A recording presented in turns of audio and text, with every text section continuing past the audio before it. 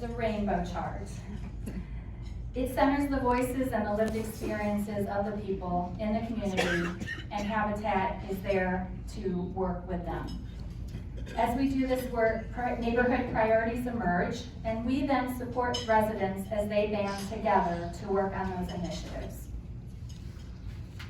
This model was successful in Galt Village, and we expanded to Westwell and Sugarbrook shortly after that.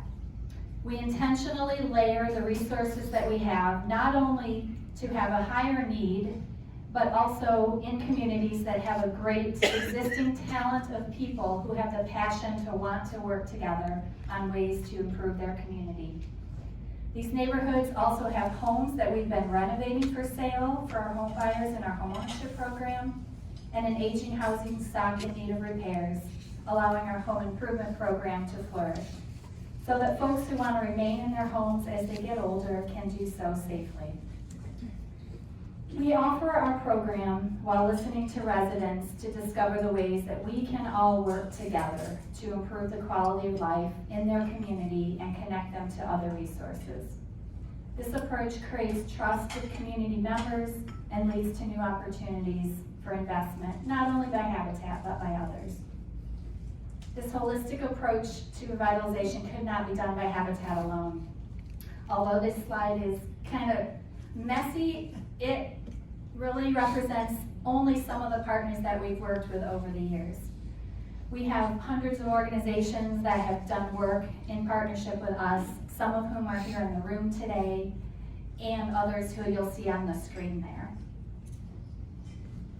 Now, we are excited to have a discussion with some of our wonderful residents and community partners who can really bring to life the impact that we achieve together when we talk about building homes, securing futures, and strengthening communities. With us today are Justin Hodge, Joanne McCullum, Dwayne Freeman, and Kathy Barbara Freeman. Thank you all for being here with us this morning. First, some short introductions. Justin Hodge is the Washtenaw County Commissioner for District 5, which covers much of Ypsi Township, including Galt Village and Sugarbrook, and part of the Westwell neighborhood. He's also a professor of social work at the University of Michigan, and most importantly to our conversation today, he and his wife Tajali are residents and community leaders in Sugarbrook. Also with us is Joanne McCullum, a 30-plus year resident of Westwell, and the current president of the new Westwell Neighborhood Association. Joanne also serves on Habitat for Humanity's Board of Directors, and she is a passionate and trusted leader in her community. And we're delighted to have Kathy and Garvin with us today for our part of our discussion. Kathy and Garvin are homeowners in Sugarbrook, and they participated in several of our home improvement programs. In addition to being panelists today, I'm thrilled to also call all of these people my friends. So, let's get to some questions. You guys ready? All right. I'll start with you, Justin. As you know, Habitat's work in neighborhoods involves layering our investment by renovating homes for our homeownership program, repairing homes so existing community members can stay safely in their homes, and supporting residents in activities that work together to make their community stronger. Can you share with us how you have seen Habitat's work in partnership with residents and other community organizations have a positive impact in your neighborhood? I sure can. Thanks for having me, and good morning, everybody.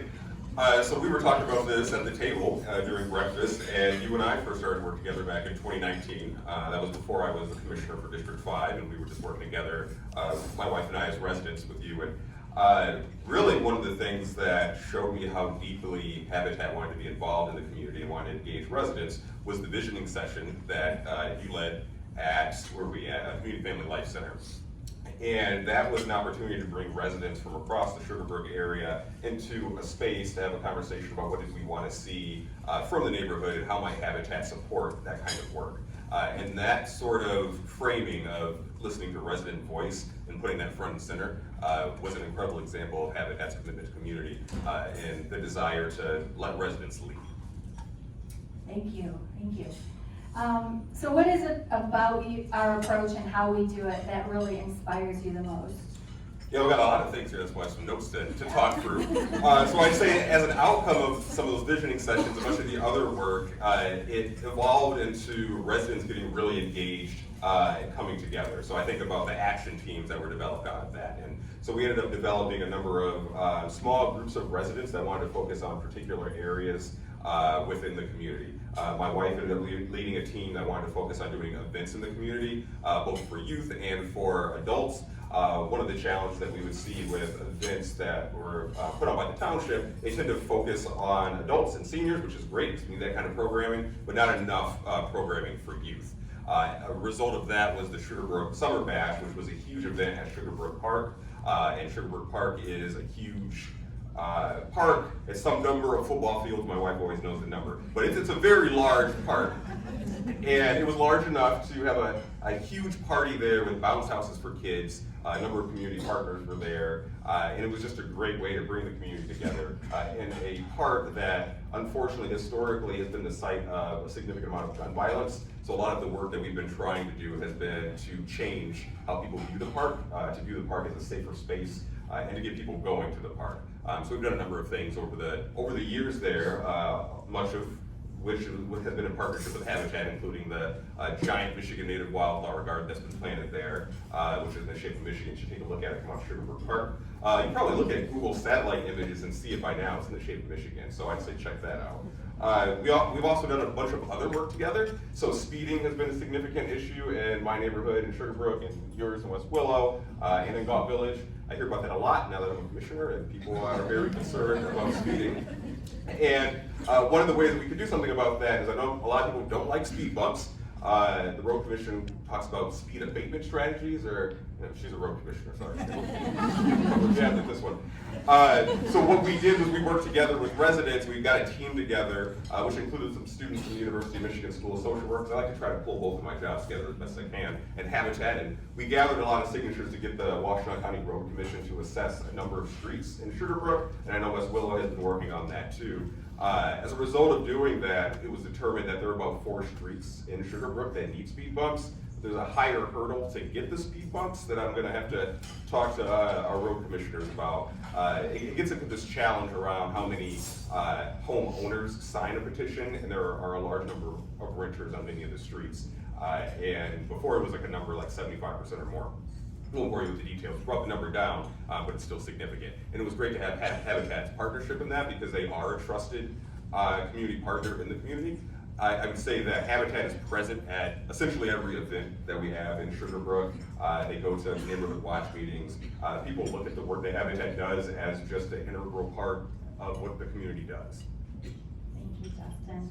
I also just wanted to point out, Justin was instrumental in asking us if we would like to have a social work student intern through the University of Michigan Social Work School. And so we've had 4 so far, and it's been a really great benefit to have the students partner with us and on the community change pathway and really get involved in community. So thank you for that. Well, I've been very grateful that you've taken our students on for that. And one of the reasons why I wanted us to have that partnership is because of the work that Habitat does and the focus on community and putting resident voice first and empowering communities, and that's what we do in social work. It's a great opportunity to call out Cheryl Sobilski over there, who now manages our supervisor of social work interns for Habitat. Thank you, Cheryl.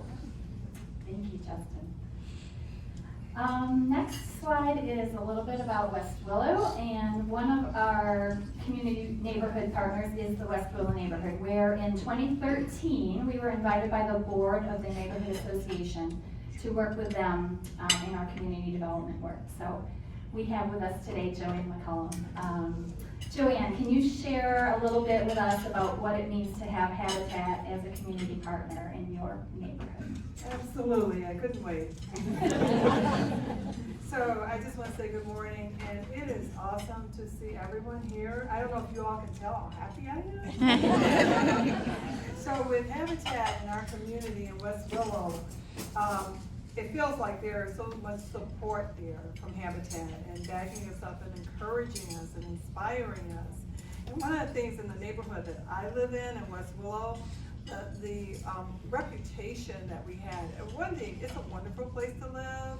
People were wonderful, the houses, the walking. but we had this horrible reputation. Things happen, they get out of control. With Habitat coming into the neighborhood, that has changed all of that. And now the neighbors can walk, play in the park, everything. They hold their heads up high. They feel proud because Habitat has helped us so much with that. And it's helped us connect with people when we have events. They know Habitat is there, they're gonna be there, they're gonna show up. All of our senses are engaged with Habitat. When we see a Habitat truck, those are our visual senses. We hear them working.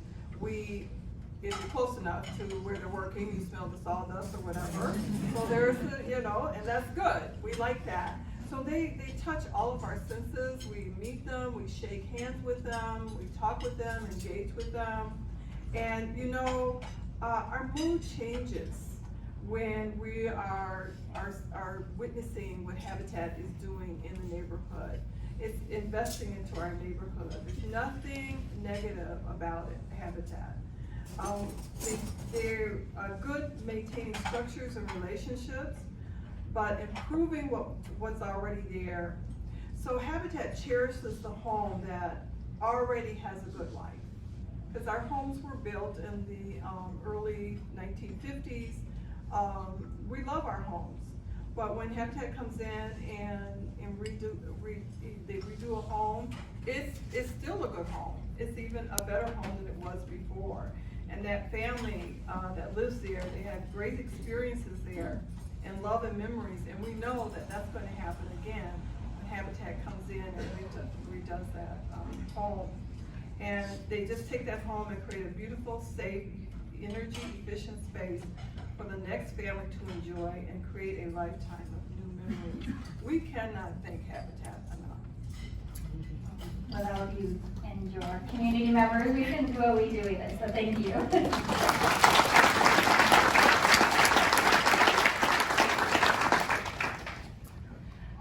Joanne, I'll let you keep the mic. We got one more question for you. So, can you share some specific activities that we've worked on together, some projects, some things that we've all come together to do?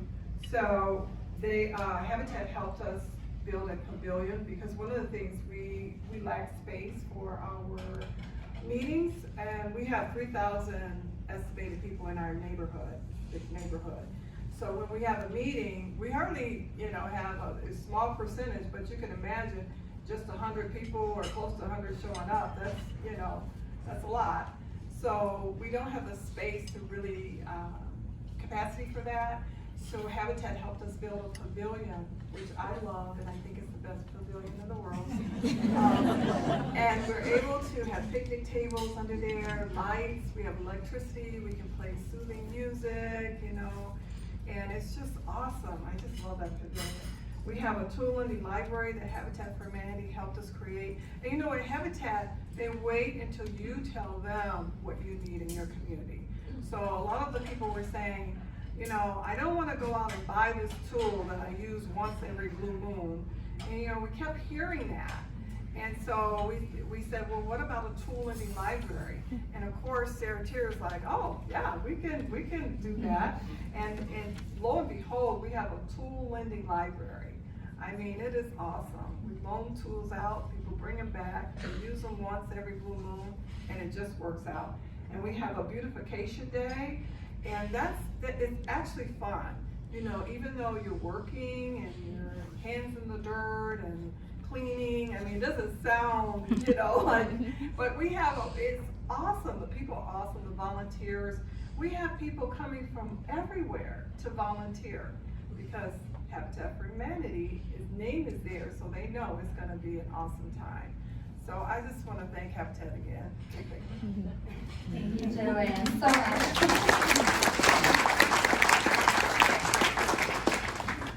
And Joanne, you were talking about how we cherish the memories of the homes that we work on and what has already, happened in those houses. And that reminds me of our commitment to existing homeowners, people who live in the community, who have a home that they love and they care for, and who may just need a little bit of help maintaining that house. So As we saw in the video, the impact of providing a roof or a furnace or a water heater is huge to folks on a fixed income and seniors in our neighborhood.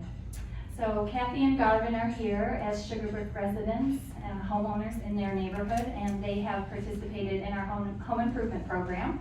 So I'd like to ask you, first of all, can you tell us about why and how you first became connected with Habitat? Good morning, everyone. We did receive a letter in the mail inviting us to participate in the program.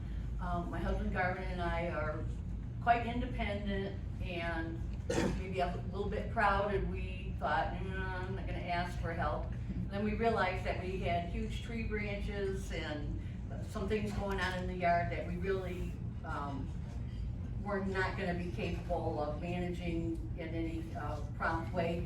So we decided why not, and we contacted Sarah, and that was one of the best things we've ever done. Sarah came out and she interviewed us, and it just happened that we had like a 10 by 12 shed kit still in the box laying in the backyard, and she said, would you like us to assemble that? And the answer was yes, please. So that did a lot for us. One day, magnificent crew came out, they cleaned brush, they pulled weeds, they mowed the lawn, they trimmed the shrubs, they got rid of all the huge branches that had fallen. It was just an incredible day, and just breathtaking, the difference in our entire yard and outdoor appearance at the end of the day. So that motivated us to the point and lifted us up to where we had some free pallets from Habitat, and we were able to plant vegetable and herb gardens by making planter boxes this year, and we're having a blast just watching things come up. Also that day, Martha came along and was our crew leader, and she said, could you guys use a new furnace? And we said that would be lovely. We had for several years not been able to keep our house over 61 degrees in the winter. So this year was very comfortable. They installed a new standalone water heater. You never run out of hot water, which is fabulous. And I'm looking forward to the air conditioning this summer for sure.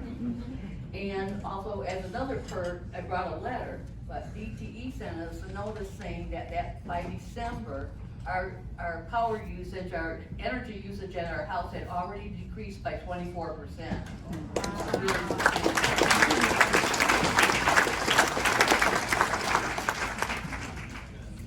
Yeah, that first day was great, and Kathy made the best cookies ever. And we learned a lot about Garvin and his musical talent, so you need to ask him. He used to play in the house band here at Weber's.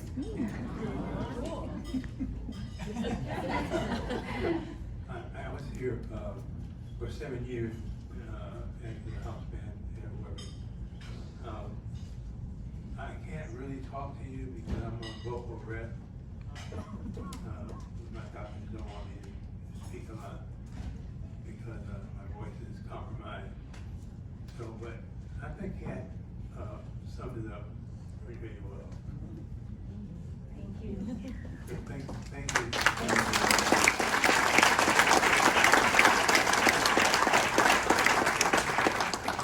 So Kathy, just another question. Can you talk to us about why you felt that you could trust Habitat to come in and help with some of the things that you guys were looking for? Sure. We had a couple of prior experiences that were very positive. I've never heard a single word about Habitat that was not absolutely positive. And we had seen where some of the rehab houses that became owners in our neighborhood, they're being maintained. They're also helping to cause the people that live in their area to go ahead and upgrade the beauty of the exterior of their homes. It's kind of like catching. And we had seen the neighborhood. Garvin is a longtime resident. He raised his children there. We'd seen the neighborhood kind of down a little bit with renters. We didn't know our neighbors, everybody was there for a year or less. Now home ownership is on the rise, and the properties are, they're going back to being really a cute little neighborhood, but people are landscaping and just doing charming things, and I love all the houses are being painted in different colors, which is, we're not all like beetroot. So it's just becoming a real charming neighborhood, and we do believe that the contributions of Habitat have really spurred so much of that to take place. And have you found that you've gotten to know some neighbors better or getting more involved in your community? Yes, we did meet some neighbors during the project days, and but Sarah let us use our driveway for meeting places for restrooms, lunches, things like that. So we did get, and some people just come by to say, hey, what's going on here? We have some very large cottonwood trees in the backyard. Anyone that has them knows that in a bad storm, things fall. We had two very large branches. One was going over our house and one over where we park our cars. And one of the neighbors gave us a referral to a tree service. They were very reasonable priced, and we then eventually called them, and they came and took care of those real dangerous branches for us. And we were grateful last year when that huge ice storm hit, because we think at least one of the branches might have fallen and caused us a major expense. So since then, some of the other neighbors are encountering the same situations, and we've given the referral for the tree service out to some of the other neighbors. So good for them and good for us. Yeah, thank you. Last question for you for now. What do you think's been the biggest benefit to working with Habitat? Well, for us, I think the yard cleanup made it so that we could go ahead and get a grasp on everything, and we continue to improve our backyard is starting to be park-like now, and it's no mow made, but I finally did mow the lawn yesterday. So, because it had seeded, and we're looking forward to, we have hummingbirds, and we're looking forward to butterflies and the pollinators, and it also constructing the shed for us allowed us to build shelves in there. We're starting to declutter both our deck and properly store our yard tools, and move some things out of the house, which, you know, at our age start to become tripping hazards, and just getting more organized. It was just, and of course, the heat and the air conditioning is like a luxury that we were not gonna be able to afford to do anytime soon. So just a vast benefit to us. We really appreciate it. Thank you, thank you, thank you. All right, if we,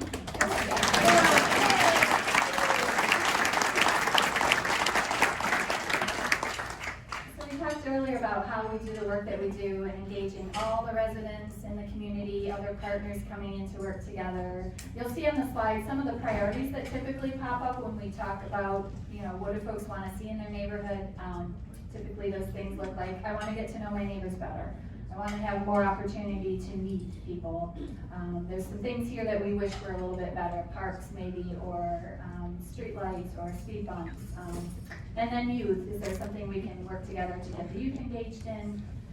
Ways to beautify the neighborhood. And then of course, one of my full-time jobs is just connecting people to resources. Our programs, other programs, just getting people in touch with things that they may be able to benefit from. So I'd like to ask each of you to talk about, how do you feel that the way that we work in the communities together, so, you know, getting everybody together, engaging everyone in this holistic conversation, how can this create meaningful change in your community and maybe even society as a whole? Joanne, can we start with you? Okay, and the question again. Yes, the question is, so as we're working together together with community partners and residents and doing the work in the way that we do that, how can that create meaningful change for the community as a whole? I got you, here we go.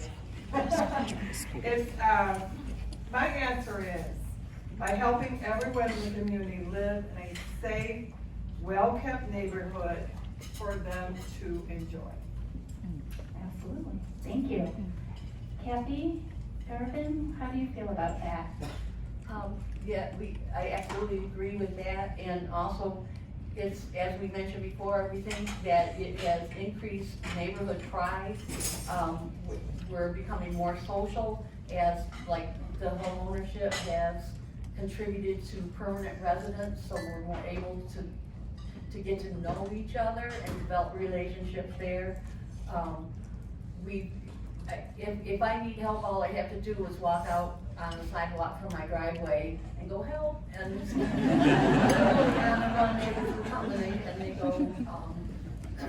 they go, that's how we do it in a run.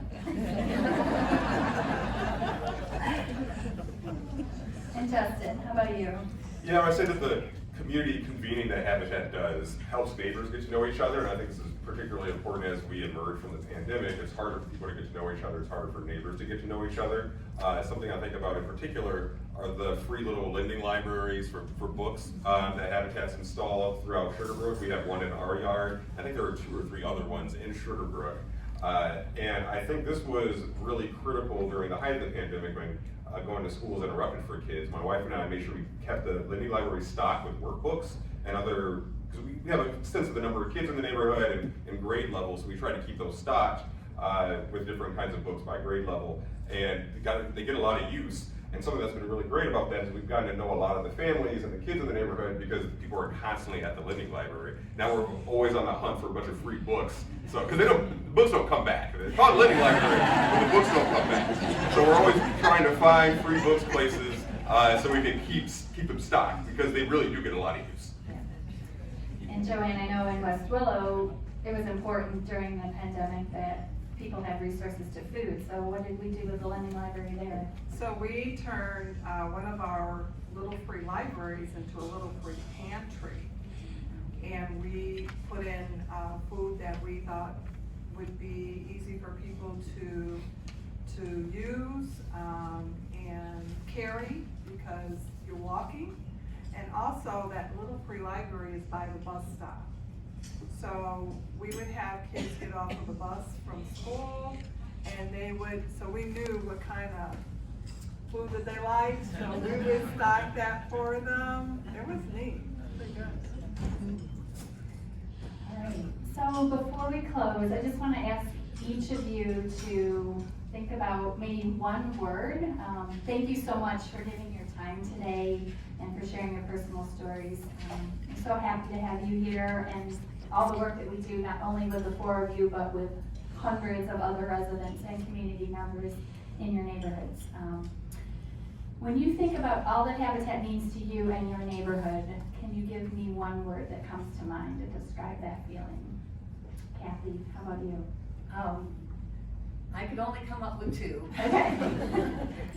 One was gratitude, we are so grateful, and the other one was inspiration because it is inspiring to see the improvements that have come. It's all thank you to Habitat. Justin? Oh. It's almost like, not almost, but when Habitat came in and we started doing things with the lawn and everything, it created a competition.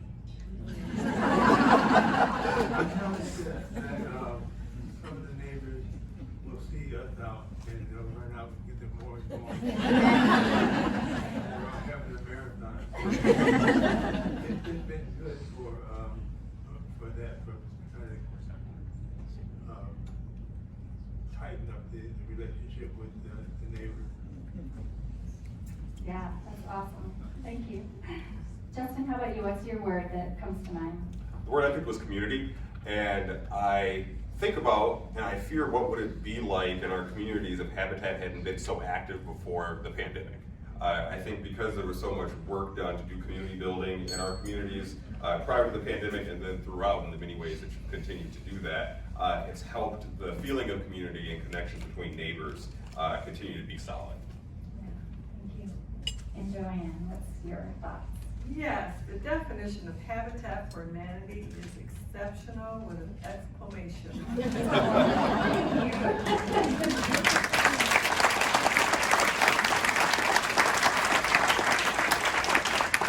Well, as a whole, Habitat and as a personal, me individually, we are so grateful to be working with all of you. Grateful. Our communities are lifted up when we work together, and we definitely see exceptional transformation happening in not only the entire neighborhood as a whole, but in individual lives. So thank you for being on this journey with us, and now we'll turn it back to Maria.